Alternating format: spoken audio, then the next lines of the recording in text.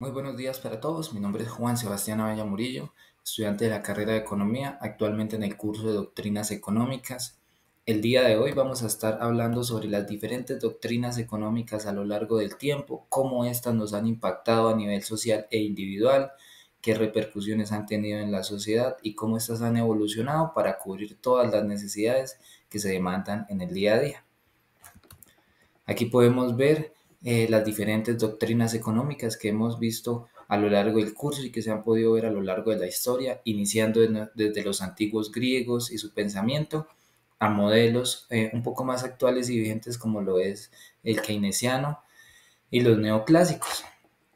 Sí, vamos a empezar viendo una por una y a ver sus características. Vamos a ver a los antiguos griegos, ¿qué nos decían ellos? Ellos estaban, primero que todo, con bases en Platón y Aristóteles, y sus pensamientos sobre economía estaban muy arraigados a la justicia social. Sí, se centraban mucho en la ética, en la virtud y en una moralidad. En este tiempo la economía no era vista como una ciencia exacta, sino más que todo como una rama política. La economía debía servir al bien común y basarse en la moralidad. ¿Para qué? Pues para mantener una armonía social entre todos los ciudadanos de la época. La regulación del comercio buscaba en esta época equilibrar los intereses individuales y colectivos. Sí, se basaban en tres puntos muy esenciales, que era el enfoque ético y moral, una rama como lo era la economía con la política y la ética, y la regulación del comercio para la justicia. Esto eran las tres cosas más importantes que abogaban los filósofos griegos en esta época. Podemos ver exponentes como lo fue Platón y Aristóteles, y adicional podemos ver que esta doctrina tiene una perspectiva heterodoxa correspondiente a su época. ¿Por qué? Debido a que tenía un enfoque ético y filosófico que se consideraba otra manera de pensar la economía. No era vista como una ciencia exacta por el momento. ¿Cómo se pudo ver reflejado esto en la sociedad? Lo podemos ver como fue la regulación del comercio en Atenas para mantener la justicia social y el orden político. Las leyes estaban respaldadas por las instituciones sociales, lo cuales estas siempre buscaban una equidad, no buscaban una acumulación de riquezas, para ellos eso no era importante en el día a día, sino más que todo de que esta economía y sus diferentes factores estuviera equitativamente repartida entre su sociedad y entre cada individuo. Luego de esto pasamos a los escolásticos. Sí, ¿qué nos dicen los escolásticos? Para ellos lo podemos ver que se aplica sobre la Edad Media, sobre la Edad Medieval. Todo esto tiene un trasfondo un poco religioso y divino. Sí, buscaban relacionar la religión, la filosofía y la economía en esta época. Sí, todos sabemos que la religión en este tiempo fue algo que marcó la época, se veía en todos los sectores de la sociedad. Se concentraron en la justicia de los precios en esta época, la propiedad y el comercio justo. Sí tenían un poco de influencia de los filósofos griegos, que promovían pues la alineación de las actividades económicas con la ley divina y moral. Como lo dije anteriormente, para ellos la divinidad, lo religioso, tenía una gran característica o una gran importancia en esta sociedad. Se puede resumir de tres formas posibles. Una que era la perspectiva moral y religiosa, otra que era la búsqueda de la equidad para todos los ciudadanos y una crítica a la acumulación excesiva de riqueza. Podemos dar un punto adicional como lo fue la teoría del valor en este momento, que fue que se concentraron mucho en la usura. Para ellos la usura era algo inmoral y desmedido. Entonces esto marcó también los precedentes para la nueva circulación del comercio y el dinero en la sociedad. ¿Qué hechos históricos podemos ver o cómo se ve aplicado esto en la realidad? Sí, lo podemos ver en la regulación de los gremios y el comercio en la Europa medieval. Sí, ¿cómo? La legislación contra la usura en la Edad Media es un ejemplo en cómo las ideas escolásticas influyeron en la regulación económica. Las leyes buscaban evitar la explotación y promover un comercio justo entre todos los sectores, reflejando principios y pensamientos como personas de Santo Tomás de Aquino sobre la justicia en las transacciones económicas, como lo he dicho anteriormente, la justicia y la virtud, y los principios morales que guiaban a la economía en este tiempo. Sí, otro punto adicional que podemos ver de uno de nuestros exponentes escolásticos fue Domingo de Soto. Y como lo decía anteriormente, cuestionó demasiado la usura excesiva y cuestionaba el concepto de que ganar interés siempre era inmoral, ¿sí? Diferenciado obviamente entre el interés legítimo y una usura desmedida. Ya podemos ver aquí en este punto cómo pasamos de las ideas de los griegos en las cuales se veía la justicia moral, la justicia social, y lo vemos ahora en los escolásticos un poco más anclado a lo religioso, a lo divino y a lo moral. ¿Sí? Luego de esto pasamos a las doctrinas mercantilistas y fisiócratas. ¿Qué nos decían estas doctrinas mercantilistas? Para ellos se centraba mucho en la acumulación de los metales preciosos como lo era el oro y la plata mediante un comercio internacional favorable. Sí, se promovieron políticas proteccionistas y la intervención estatal para favorecer la economía nacional. Sí, ellos abogaban mucho en que se debían crecer las exportaciones y disminuir las importaciones, siempre apoyando el producto nacional y la acumulación de riquezas. Sí, ellos creían y daban mucha fe de que creciendo sus ejércitos militares, sus acciones explorativas para recolectar más metales preciosos, iban a tener una nación más fuerte y más favorable para todos. Sí, se puede resumir esta doctrina en tres principios, como lo fue la acumulación de metales preciosos, las primeras bases en las cuales se habla de una importancia del Estado en la economía y el fomento de del comercio y la industria. Sí, tenemos exponentes como Jean-Baptiste Colbert y Thomas More.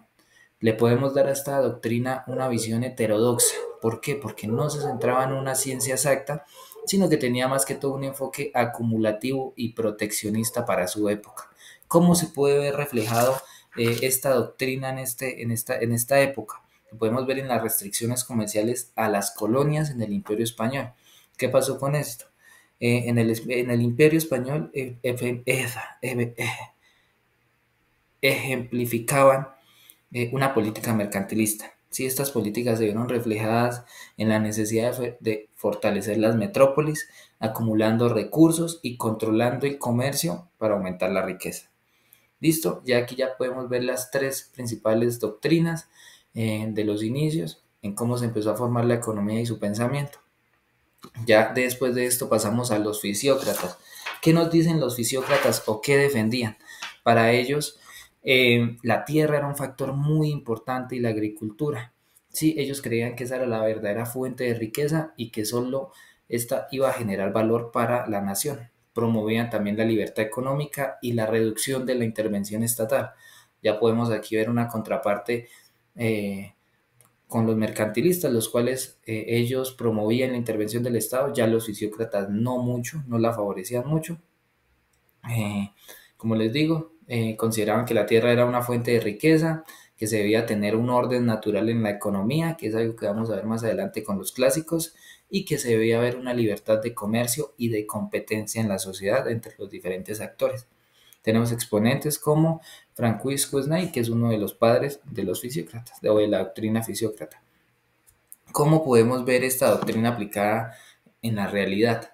La podemos ver en la liberalización de la agricultura en Francia en el siglo XVIII. ¿Sí? Aquí el Estado se encargó de promover la agricultura a gran medida, de promover que esta era la principal fuente de riqueza. Sí, se impulsaron políticas de libertad en la agricultura y en la economía en general.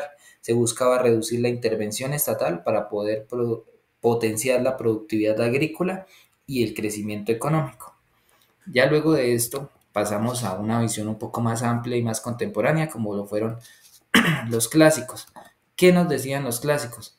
Estos abogaban en la libertad de mercado, que era uno de los principios de la época.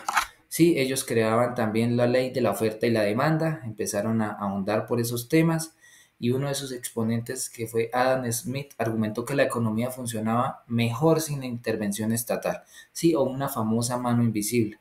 Esto se podía ver ejemplificado con un comercio de libre mercado, una mínima intervención del gobierno, un apoyo a la propiedad privada de la época y una división del trabajo, la cual esta última le daban mucha importancia para la eficiencia y la optimización de de los diferentes sectores y las diferentes actividades que se desarrollaban en la época. Exponentes como Adam Smith o Joan Stuart Mill. Le damos a esta una perspectiva ortodoxa, ya que ya se empezó a considerar como una ciencia exacta, una ciencia en la cual se le debía dar una principal importancia. ¿Cómo podemos ver esto aplicado a la vida real? Eh, Podemos ver esta doctrina aplicada en la revolución industrial y la expansión en Inglaterra. ¿Sí? ¿Cómo se vio? La expansión industrial en Inglaterra ejemplificó estas ideas clásicas, especialmente en la libertad de mercado y la competencia. La ausencia de regulaciones estrictas permitió a los empresarios de la época innovar y aumentar la producción, ¿sí? Demostrando cómo la dinámica del mercado y la ley del valor trabajo promovieron un crecimiento económico un poco más sostenido para estos momentos. ¿Listo? Ya luego pasamos al pensamiento neoclásico. ¿Qué nos dice el neoclásico?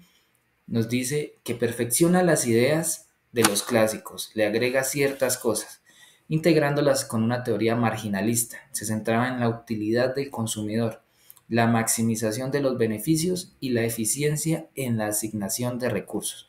Sí, utilizando modelos matemáticos. Aquí ya podemos empezar a ver modelos en estadística, fórmulas matemáticas que predecían el comportamiento de la sociedad. Sí, aquí se empiezan a sentar las bases para lo que es hoy en día. Podemos ver cómo se caracterizaba esta doctrina por decisiones racionales, un equilibrio de mercado y modelos matemáticos.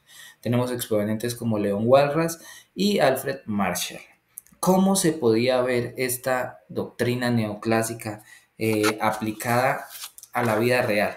Sí, se pudo ver en la formulación de modelos de equilibrio general en la economía. Estos modelos de equilibrio generaban una formalización de las ideas neoclásicas, ¿sí? Permitieron entender cómo los mercados tienden al equilibrio por la famosa mano invisible y cómo la asignación eficiente de recursos se produce cuando los agentes económicos actúan racionalmente, ¿sí? Consolidando así una visión más técnica y matemática de la economía. Como lo decía anteriormente, ya podemos ver desde el inicio cómo se veía en términos de justicia social, virtud y moral. Aquí y ya llegamos a un pensamiento neoclásico en el que se ve la economía como una ciencia exacta, en el que ya se empiezan a ver estadísticas, proyecciones a corto, mediano y largo plazo. ¿Listo? Ya después de esto pasamos a uno de los pensamientos vigentes, como lo es el keynesianismo. ¿Qué nos dice el keynesianismo? Sí, este lo fundó John Maynard Keynes en los años 30 y propone una intervención activa del Estado, que es una de sus principales características en la economía a través del gasto público y la política fiscal. Todo esto reformulando la demanda agregada. El keynesianismo surge a partir del crack del 29, el cual dio a conocer o dio otra perspectiva a nivel nacional como internacional, en el cual se promovía un poco más la intervención estatal en la economía, políticas fiscales, leyes, reglas que ayudaran a sostener la economía. Aquí ya empezó a desboronarse un poco la teoría de la mano invisible o del equilibrio natural. ¿Sí? Aquí ya empezamos a ver cómo el Estado debía hacerse más cargo de muchos más sectores. ¿Sí? ¿Qué nos dice esta doctrina? Tenía una importancia en la demanda agregada, en la intervención del gobierno y en la creación de empleo en la sociedad. Sí, a esta se le da una perspectiva heterodoxa. ¿Por qué? Porque aquí ya se empiezan a ver una serie de pensamientos y de vistas de la economía un poco más diferentes a lo que se estaba acostumbrado. Aquí ya podemos ver cómo la bioeconomía y cómo otras ramas se despliegan con el fin de que la economía no solo sea algo político, sino que sea algo que cure las necesidades de la sociedad en la época en la que se estaba viendo y actualmente. Sí, ¿cómo lo podemos ver aplicado en la vida real esta doctrina? Se pudo ver, podemos ver un ejemplo en el 2020 como lo fue el COVID-19, en el cual el Estado ingresa con una serie de políticas monetarias, fiscales, con leyes, todo esto para ayudar a que la economía no se desmorone, ¿sí? Ayudando a que la economía pueda sustentarse, a que todas las personas puedan en esta época tener sus necesidades cubiertas. Podemos ver otro ejemplo como lo fue el estímulo en Estados Unidos durante la crisis de 2008 y 2009, que también fue muy resonada, y cómo mediante políticas fiscales ayudó al crecimiento de la economía en esa época. ¿Listo? Adicional podemos ver dos pensamientos como lo es el ortodoxo y el heterodoxo. ¿Estos en qué se diferencian? Podemos ver que uno aboga por una ciencia exacta y un paso estricto de la economía. Podemos ver una perspectiva heterodoxa la cual dice no, debemos apoyarnos con más ideas de ver la economía, en la cual se revisen muchos más sectores que puedan apoyar y muchos más pensamientos pues, para fomentar una economía un poco más equitativa para todos. Bueno, ya pasando, podemos ver cómo estas doctrinas económicas en Colombia en los últimos años las han afectado, las han promovido, cómo se han visto. Bueno, podemos iniciar viendo que estas doctrinas económicas han influido significativamente en Colombia a lo largo de las últimas 7 décadas. ¿Cómo lo podemos ver? Podemos ver la influencia de los políticos, de los filósofos griegos, los cuales en esta época se busca una justicia social para las personas que gobiernan y manejan la economía de un estado. Siempre se busca la virtud, la moralidad en las decisiones, ya que pues la decisión de uno abarca consecuencias para todos. Podemos ver influencias de cómo fue el mercantilismo y la fisiocracia en Colombia. Sí, Colombia estuvo marcada en los años 50, en los años 60, por políticas proteccionistas heredadas del mercantilismo, especialmente en ciertas industrias a través de aranceles y monopolios. Fue común en estas épocas aquí en Colombia, como en el caso del sector textil y agroindustrial, sí, orientados a fortalecer la economía local. También podemos ver cómo en los años 70 y 80 la política colombiana, influenciada por políticas fisiócratas o ideas fisiócratas, empezó a reconocer una importancia del sector agrícola y rural. ¿Sí? Para nadie es un secreto que Colombia es un país que está en vía de desarrollo y que sus sectores rurales son mucho más que sus sectores urbanos. Esta estructura productiva se promovió junto a políticas para potenciar la productividad agrícola. ¿Para qué? Para un intento de equilibrar la economía y reducir la dependencia de las exportaciones mineras y petroleras en ese momento. También podemos ver una influencia de las políticas clásicas, de las características clásicas y neoclásicas, como con la expansión de la industrialización en los años 60 y 70. Sí, estas ideas clásicas, especialmente pues del libre mercado y la competencia, influyeron en las políticas económicas y en la apertura nacional. Sí, la crisis económica de los 80 y el proceso de apertura económica de los 90, sectores que fueron muy marcados y muy reconocidos en Colombia, impulsados por instituciones internacionales como el Banco Mundial, pues le dieron un giro un poco más neoclásico al pensamiento colombiano. Ya para terminar, podemos ver un pensamiento keynesiano. ¿Cómo se puede ver? Podemos ver desde los años 80, mejor dicho, con ideas que tuvieron un importante impacto en Colombia, principalmente en la política social y en la regulación económica. La gran industrialización por sustitución de importaciones, la cual era promovida por John Maynard Keynes, eh, daba o se daba a entender o promovía un pensamiento keynesiano, ¿sí? Promoviendo la inversión pública en infraestructura, educación y salud para estimular la demanda agregada. ¿Qué nos decía todo esto?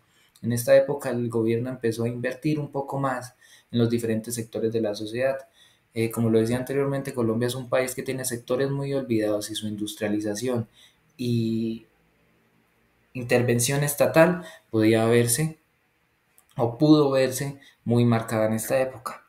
Ya para finalizar, podemos ver una conclusión crítica de las diferentes doctrinas económicas a lo largo del tiempo. Podemos ver cómo estas partieron de un principio de justicia, de moralidad, como lo es ahora, el cual va netamente anclado a lo económico.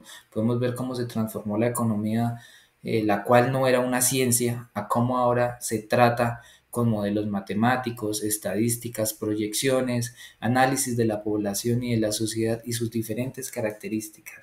Cabe aclarar que todo esto y en todas las doctrinas siempre se buscaba una ayuda a la sociedad, siempre se buscaba satisfacer las necesidades de la época con respecto a individualmente, colectivamente, con respecto a los recursos que se tenían y que se tienen actualmente.